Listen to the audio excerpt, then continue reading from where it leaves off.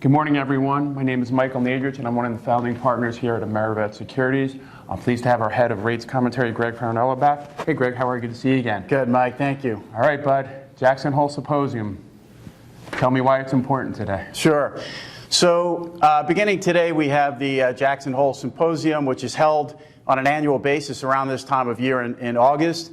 It's hosted by the Kansas City Fed and Kansas City Fed President George, who's actually already been on the tape saying she doesn't really feel there's a need for lower interest rates going forward, but keep in mind she is one of the dissenters. So it's really a gathering of a small group of central bankers, finance ministers, academics, financial media to discuss the key economic issues at hand right now.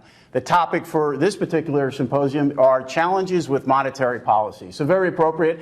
Some of these Jackson Hole events are non-events, but obviously with the Fed front and center here, the market is really closely watching Powell tomorrow. Oh, I bet they are, for sure. Thank you. So secondly, since the meeting in July, there seems like there's a lot of interest on the Fed. Can you give me your thoughts on that, please? Sure. So the reason tomorrow is such a key inflection point for the marketplace, right? If we go back, we look at July 31st, we had the Fed meeting, they eased 25. First easing in a decade. Following that, we've had an inversion of the 2-10 yield curve, the first inversion in a decade, right? So a little counterintuitive.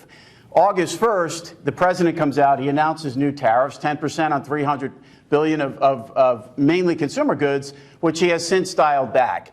What we've had from that point forward is a dramatic rally in global rates, but in particular, if you look at the U.S. long bond, we've rallied 60 basis points in 2.5 weeks, taking 30-year rates to all-time lows, actually touching with a one handle in rate, although we've backed up a little bit now. So the market in general is construing that to be very sensitive to the economy in terms of where things are at.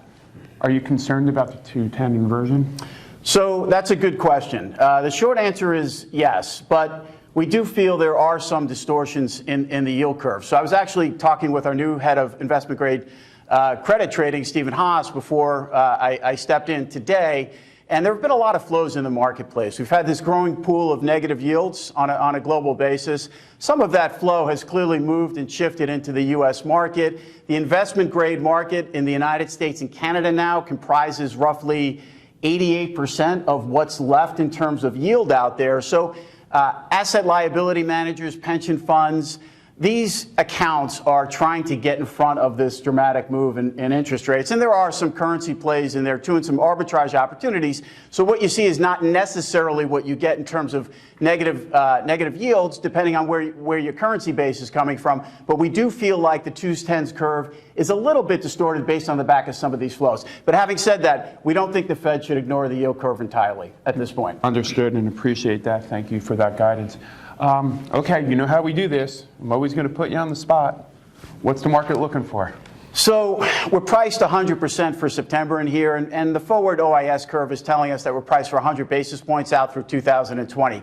But on a short-term basis, Powell has some work to do in terms of damage control coming out of the July meeting, right? He didn't do very well in terms of communication. This whole notion of a mid-cycle adjustment was on the table. Is it one and done? Are they open for more? The committee, and looking at the Fed minutes yesterday, is still divided. We've got two dissenters. We had two committee members that wanted a 50 basis point cut off the back of inflation concerns, and then we had a core contingent of the committee right down the middle. So I think on a short-term basis, Powell still needs to balance the fact that the committee's divided. The U.S. consumer still seems to be holding up well, and at the same time, the market has pretty strong expectations for easing on a short-term basis. So we expect him to signal more of a flexibility. Being flexible to what's priced in the market on a short-term basis, we think it's likely the Fed eases 25 in September, and it's very plausible that they ease at least one more time going forward. So what we do expect him to do is adjust some of what came out of the July 31st meeting. The president has said that Chairman Powell is a golfer who doesn't have a good putting game. So if we stick with the theme of golf, we would say that tomorrow, Powell needs to adjust his swing just a little bit. All right, well, there you go. Well, we appreciate all the work you put in.